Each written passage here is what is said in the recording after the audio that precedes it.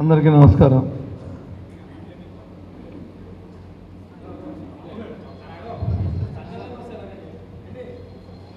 నేను చెప్తాను అది ముందు ఒక ఫోటో తీసుకొని అది పని అయిపోతుంది. అప్పుడు కూర్చోండి. అయిపోయిందా? కూర్చోండి కూర్చోండి. దయచేసి ప్రెస్ వాళ్ళందరూ కూర్చుంటే స్టార్ట్ చేస్తాం. నిలబడడానికి లేదు, కూర్చోవలసిందే అందరూ. కూర్చోండి అన్న. ప్రెస్ వాళ్ళందరూ కూడా దయచేసి మధ్యలో 4 కూర్చోండి. కేటాయించిన సీట్లో కూర్చోవలసిందిగా కూర్చున్నాం. మధ్యలో 4 కూర్చోండి. 4 కూర్చోండి మధ్యలో. లేదు, మీరే కూర్చోవాలి. అన్న సాక్షాన్ని మీరు తెర తీసుకుందరని కూర్చున్నా.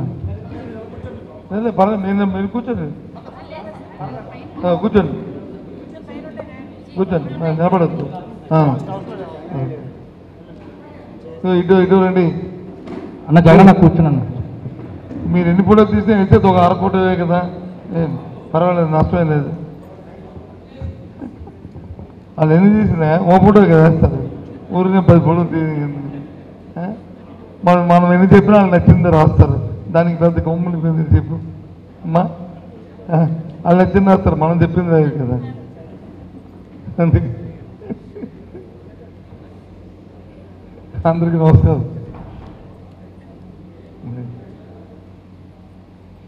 ఇవాళ మనం ఇక్కడ ఎందుకు సమావేశమయ్యో, ఎందుకు కూర్చున్నాం అనే విషయాన్ని మిమ్మల్ని అందరూ సమావేశపరిచిన గణేష్ ముందుగా మాట్లాడారు. తర్వాత పెద్దలు మన ముత్యాలనాయుడు గారు కానీ, నాగేశ్వరరావు కానీ, అలాగే ధర్మశ్రీ గారు, అలాగే రాజు గారు, అలాగే నాతో వచ్చిన పెద్దలందరూ కూడా వారి మాటలు చెప్పారు. రేపు వచ్చి ఈ నెల 30వ తారీఖున శాసనమండలి ఎన్నికలు జరగబోతున్నాయి. ఆ ఎన్నికల్లో మొన్న రోజున విజయవాడలో మన నాయకుడు జగన్మోహన్ రెడ్డి గారు ఈ జిల్లాలో పెద్దలందరినీ కూర్చోబెట్టి మమ్మల్ని అందరినీ ఏం చేద్దాం ఈ ఎన్నికల గురించి అని ఆలోచన చేశాం. అంటే ఏం చేద్దాం, ఎందుకంటే ప్రజాస్వామ్యాన్ని నమ్మిన వ్యక్తులుగా ఏం చేద్దాం ఎన్నికల్లోనూ.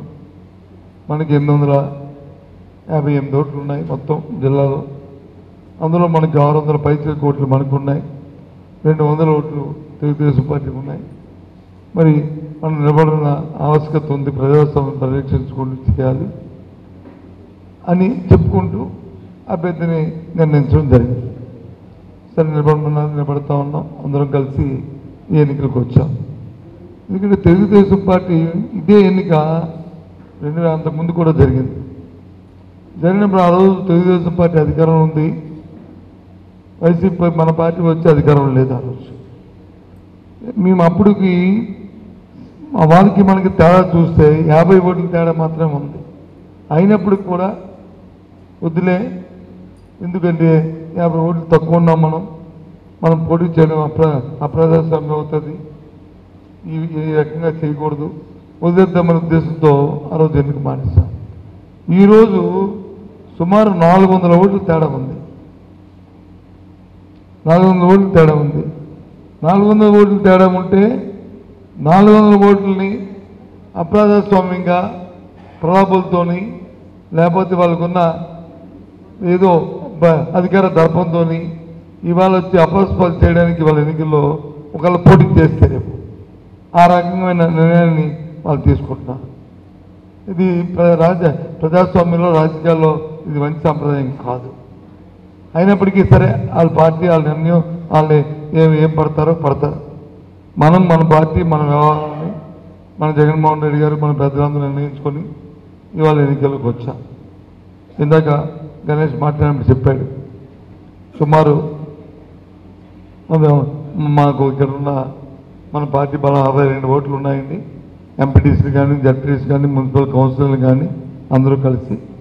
అదే తెలుగుదేశం పార్టీకి వచ్చి 26 ఉన్నాయండి. అందులో మొన్న 2 ఇటు నుంచి అటు వెళ్ళారండి, వాళ్ళతో కలుపుకొని 26 అయ్యే విషయాన్ని చెప్పారు.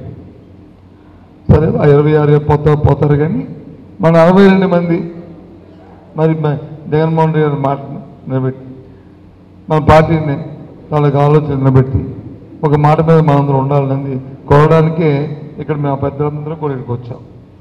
నేను వచ్చినా, నాయుడు వచ్చినా, ధర్మశ్రీ వచ్చినా, అలాగే నాగేశ్వరరావు వచ్చిన, ఇక్కడ వచ్చిన రాజుగారు అందరూ వచ్చినా మీతో కలిసిమెలిసి కూర్చొని ఈ విషయాలు చర్చిద్దామని వచ్చాం.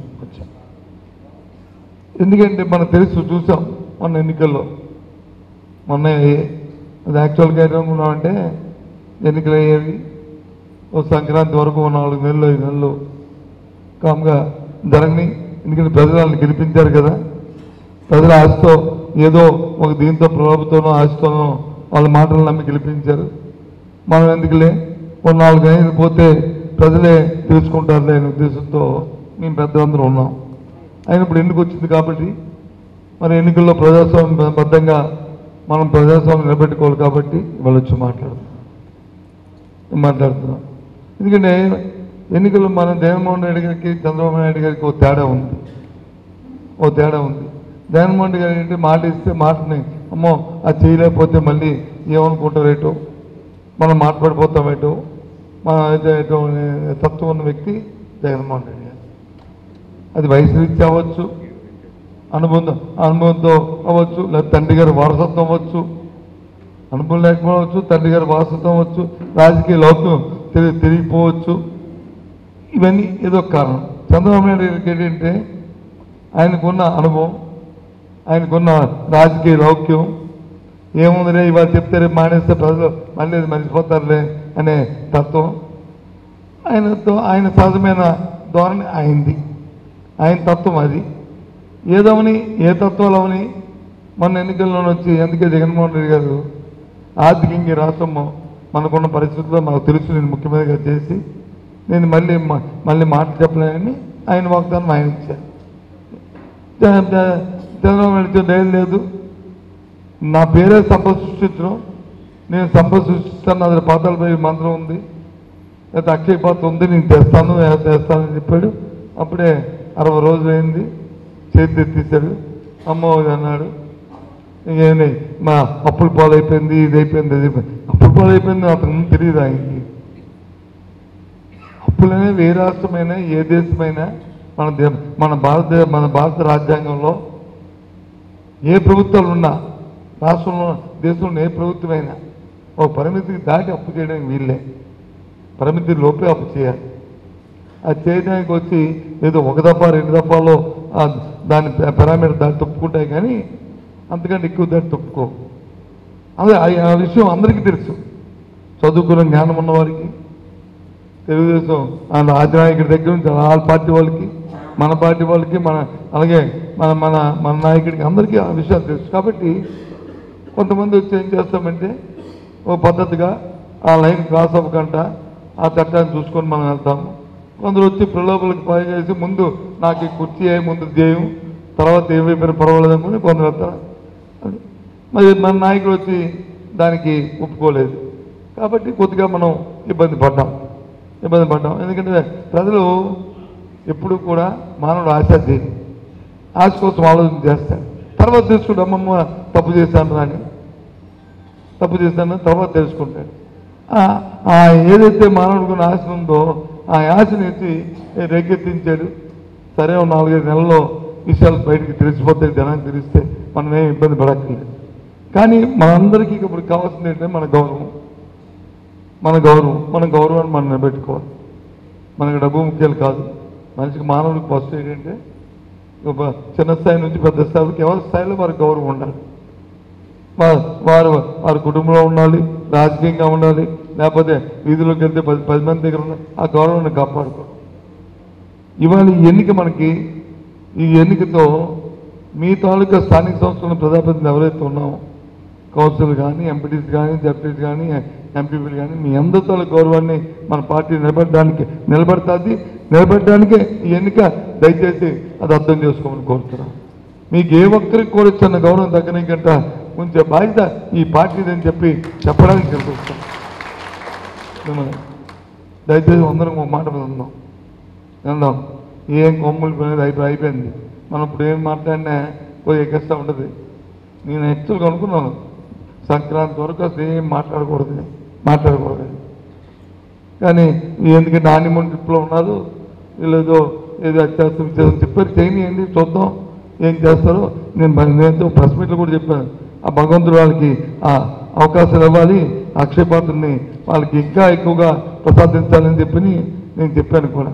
ఎందుకంటే అల్టిమేట్గా దాని లాభం ప్రజలకు వస్తుంది కాబట్టి మన రాజకీయాల్లో మన ప్రజలు బాగోవాలని మనం కోరుకుంటాం. కానీ మనసులో మనకు తెలుసు ఇది మోసం, ఇది మా దగ్గర మాయ. ఇప్పుడు మనం ఉన్నాం అనుకో, చూడదా ఇలా ఉండలేదు, ఇంకా మొన్నే కదా అయింది ఎలక్షన్, ఏమో చేస్తాడు ఆగుదాం ఉండు, ఎందుకు తొందరపడి చూడు మా గణేష్ మాట్లాడుతున్నాడు, లేదా మా నాయుడు మాట్లాడుతూ సత్యబాబు గారు వచ్చి ఇలా మాట్లాడుతున్నారు అంటే రేపు పొద్దున్న తెల్లారికి ఈ కెమెరాలో వీళ్ళకి ఇదే పని, ఇంకో పని ఉండదు వాళ్ళకి. ఓ ఇస్తారు రాజ్యంగా వాళ్ళు చెల్లెలు పళ్ళు చెల్లెలు ఎత్తేసి ఓ ఇష్టం వచ్చినగా వాళ్ళు రాసేస్తారు. అలాగే ఎందుకంటే వాళ్ళకు ప్రకారం మీరు నమ్మకం మీకు చెప్తే ప్రజలు నమ్ముతారని నమ్మకం వీళ్ళకి కూడా ఉంది. కానీ ప్రజలు మోసం చేస్తాం అనేది వాళ్ళకి, ఎందుకంటే వాళ్ళది వ్యాపారం కాబట్టి, వాళ్ళది వ్యాపారం, అంతేగాని వాళ్ళేమీ వాళ్ళ కమిట్మెంట్ లేదు దానికి. వాళ్ళకి వచ్చి సేలింగ్ పెరగాలి, రేటింగ్ పెరగాలి, దాని ద్వారా మనకి ఇస్తే ఉండాలి. కాబట్టి అవి పెద్దగా పట్టించుకో అవసరం లేదు. ప్రజల తాలూకా మనసుల్ని మనం దోచుకోవాలి, ఆ కమిట్మెంట్తో మనం ఉండాలి. అందుకే మేము అందరికీ మనం చెప్తాం. లేకపోతే ఏమైనా ఆలోచన చేస్తే ప్రజాస్వామ్యం 600, 200 ఉన్నప్పుడు ఎన్నికల్లో పోటీ చేస్తామంటే ఇదేమో ధర్మం అయింది. నిజంగా నాయకత్వాన్ని ప్రజాస్వామ్యాన్ని రక్షిద్దామనుకున్న తత్వమైంది. ఏ రకంగా అంటే ఏదో ప్రలోభ పెట్టాలి, ఏదో మాయ చేయాలి, ఏదో జులుం చేయాలి, ఏదో ఒకలాగా అడ్డదారి తొక్కాలి అనే కదా. లేదా ఎందుకు చేస్తాం? పోనీ ఇంతకుముందు ఎప్పుడైనా 5 సంవత్సరాల్లో మరి ప్రజాస్వామ్యబద్ధత కాకుండా ఎక్కడైనా జగన్మోహన్ రెడ్డి ఇలాంటి కార్యక్రమం ఎప్పుడు చేశాడా? చెప్పనండి. పోనీ నువ్వు ఆ రోజు చేసావు కదా, మీరు చేస్తే తప్పేంటి చెప్పనండి. నేను ఈ మాట కదా, ఆ మాటని రేపు ఉదయం రాయమని పేపర్లో నేను చెప్తాను. అదా వాళ్ళకి పని లేదు, వాళ్ళకి ఖాళీగా ఉద్యోగాలు చేస్తున్నారు, వాళ్ళు వస్తారు, మనకి ఈ షోకి వచ్చి ఈ టీవీలు కావాలని మనం పిలుస్తాం మనకి. అందుకే పట్టించుకోకండి ఏమైనా. ఏమో మనవుతున్నావు నిజమే కాదు చెప్పు. ఇది ఎందుకంటే నిన్న నేను ఇక్కడికి మన చోరం మన మాడుగుల 2 కలిపి ఒకే దగ్గర పెట్టాం, ఎత్తున్నా అక్కడ పెందుతున్నా. ఈ రోజు పేపర్లో చూస్తాను ఏమైనా మనం అన్ని మాట్లాడి రాస్తా వచ్చే నేను రాయమని కోరట్లేదు, నాకు పబ్లిష్ అక్కర్లేదు. భగవంతుడి వల్ల మాకు అందరికీ మీ అందరూ రాష్ట్రం అందరూ తెలుసు. నువ్వు ఏటో ఎంత ఎత్తు ఉంటామో, ఎంత పొడుగుంటామో, ఎంత ఉంటామో, ఎన్ని పెట్టమో అందరికీ తెలుసు. వాళ్ళేమి మనకి చెప్పకలే అని చెప్తున్నాను. ఎక్కడైనా తప్పు మాట్లాడమనుకో మనం అది మాత్రం చేస్తారు. చూడు ఇందాక నేను అన్నాను కదా, ఏమైనా ధర్మశ్రేణి ఏమని ముఖ్యమంత్రికి గల్లంకి వెళ్తున్నామనే మాటని అన్నాం కదా, అది మాత్రం పొంది ఉంటుంది. చూడండి ఇంకా ధర్మశ్రీ గారు వచ్చి ఇంకా ఆయనకి మొత్తం వదలలేదు, ఇంకా ఆయన ఇంకా జగన్మోహన్ ముఖ్యమంత్రిగా ఉన్నారు నాయకులు అని ఆ మాట మాత్రం ఉండదు. రేపు నేను చెప్పలేదు తప్పైనా అది ఉంటుంది. ఎందుకు ఆయన కావాల్సింది ఆ మాట, మిగతావన్నీ వేస్ట్. మనందరం కట్టుదిట్టంగా ఉందాము, అందరం మాట మీద ఉందాము, అందరూ జగన్మోహన్ మాటని మనం సంప్రదిద్దాము, గెలిపిద్దాము, మన నిజాయితీ నిరూపించుకుందాము, ఇవన్నీ చెప్పారు నాయుడు ధర్మశ్రీ. అవన్నీ ఉండవు, అది మాత్రం ఉంటుంది. అదొక్కటి మాత్రం అది ఏదవునమ్మా, ఇవన్నీ అనవసరం. మనం రేపు జరుగుతున్న ఎన్నికల్లో 35 జరుగుతున్న ఎన్నికల్లో మనం గెలవాలి. 4 మండలాల్లోనూ మున్సిపాలిటీలోనూ మనకున్న ఏదైతే మన గుర్తు మీద గెలిచిన మన సభ్యులు ఉన్నారో దయచేసి అందరూ మాట మీద ఉండి మన విజయాన్ని మనం చేకూర్చుకుంటాం. వెళ్ళిపోయారు దాని సంగతి వదిలేయండి, వాళ్ళ గురించి మనం పట్టించుకోవద్దు. ఉన్న వాళ్ళు అందరం కూడా మాట ఉండి ఉందాం. మీ గౌరవాన్ని కాపాడే పూచి మా పార్టీది, మా పెద్దలది, మాది. ఇది మాత్రం నేను చెప్దామని వచ్చాను. దయచేసి మిగతాది వచ్చి ఇప్పుడు మనం అయిపోయిన తర్వాత మండలాల వారి మున్సిపాలిటీ వారి మనం కూర్చొని మనం వచ్చి ఒకసారి 5 నిమిషాలు మనం మాట్లాడుకుని వెళ్దాము. ఏంటి ఇలా భోజనం పెట్టివా? ఇచ్చాను అన్ని ఇచ్చాను, 2 ఉన్నాయి. అలాగైతే ఏం లేదు, ఇదెందుకు మోడుతుండే మాకు కూర్చో.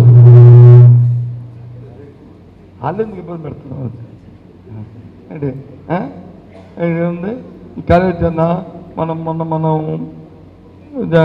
మా మీటింగ్ పెట్టాం. మా పెద్దలందరూ ఏం చెప్పారంటే ఒకసారి ముందు నామినేషన్ లోపల జగన్మోహన్ రెడ్డి గారిని వచ్చి కలుద్దామండి అని చెప్పారు పెద్దలందరూ.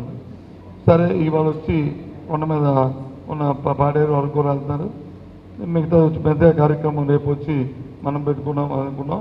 అవన్నీ కూడా మనం రూమ్లో ఒక్కొక్క మనలో మాట్లాడినప్పుడు రేపు వెళ్ళి ఎలాగెళ్దాము ఎలాగొద్దాము ఆ కార్యక్రమాన్ని చర్చించుకుందాం. ఆ తదుపరి కార్యక్రమం ఏంటనేది మళ్ళీ పెద్దలు కూర్చొని మాట్లాడిన తర్వాత మీ అందరూ ఏది చెప్తే ఆ కార్యక్రమాన్ని చేసుకుందాం. ఏదేమైనా ఆబ్జెక్టివ్ ఒకటే, రేపు ఎన్నికల్లో మనం విజయం సాధించాలి.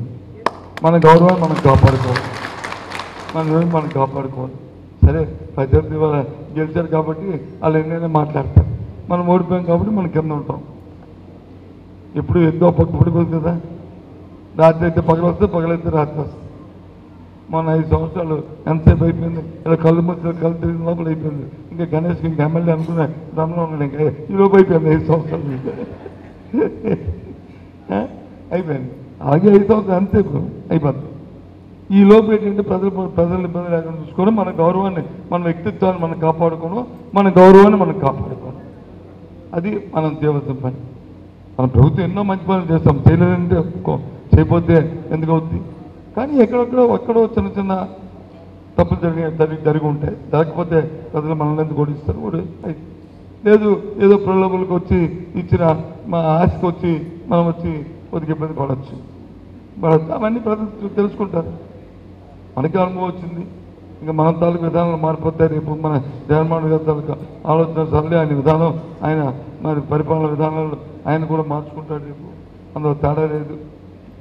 అదే లైన్లో ఏదైతే ఆశలు పెట్టినా అవతల పక్క పార్టీలోనే ఆశలు నిరాశ అయిపోతాయి.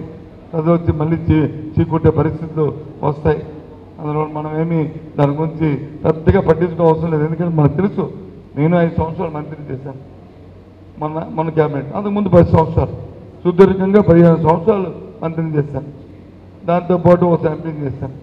రాష్ట్రంలో ఉన్న ఆర్థిక పరిస్థితులు మాకు తెలిసే కదా. మరి జగన్మోహన్ రెడ్డి గారికి ఎంతకంటే ఎక్కువ చేయలేదని చెప్పాడు. లేకపోతే ఆయనే చెప్పేస్తారు. మా ఆయన ఎక్కడో నిన్న ఎవరో టీవీలో పంపించారు నాకు ఒక ఇది, ఎవరి మన చనిపోయిన రోసయ్య గారు పాపం ఆయన ఎక్కడున్నాడు కానీ ఆయన ఆత్మ, ఆయన 20 సంవత్సరాల కింద మాట్లాడాడు. ఇప్పుడు 2003లో 2099 అయిపోయి ఎలక్షన్ అయిన తర్వాత ఆయన మాట్లాడాడు. ఏమని? అప్పుడే రాష్ట్రం వచ్చి అప్పుల పాలు అయిపోయింది, రాష్ట్రం దివాళా అయిపోయింది అని చెప్పి చంద్రబాబు మాట్లాడుతున్నాడు. భారతదేశ చరిత్రలో దివాళా తీసింది రాష్ట్రం అని చెప్పిన ఏకైక నాయకులు వచ్చి చంద్రబాబు నాయుడు తప్ప ఎవరు లేరు.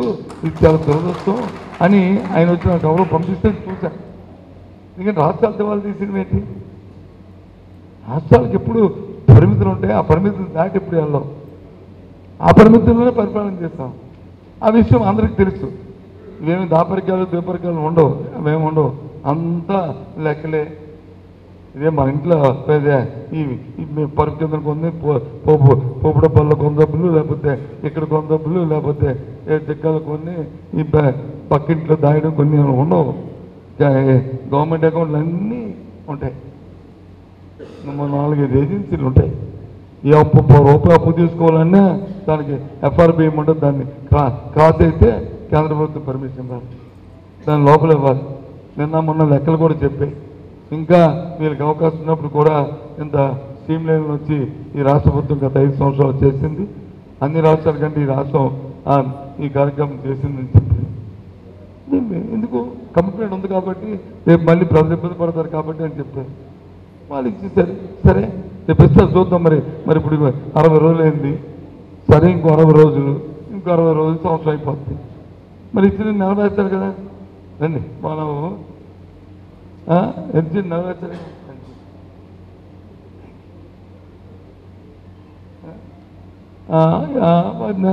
నెరవేర్చకపోతే మరి ఇంకా ఎలాగ ప్రజలు ఒప్పుకోరు కదా. ఇవాళ కదా రేపు ఒప్పుకోరు కదా.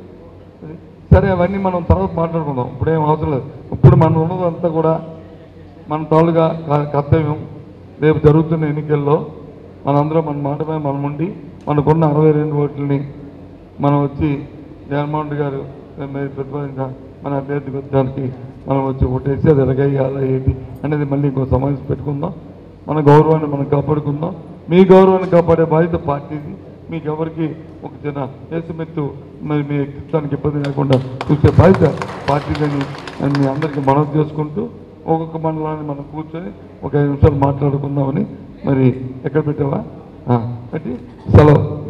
రేపు జగన్మోహన్ రెడ్డి గారిని చూడడానికి ఆ కార్యక్రమం కొరకు మనం కూర్చొని మాట్లాడదాం. మీ అభిప్రాయాలు కూడా తెలుసుకుంటాం.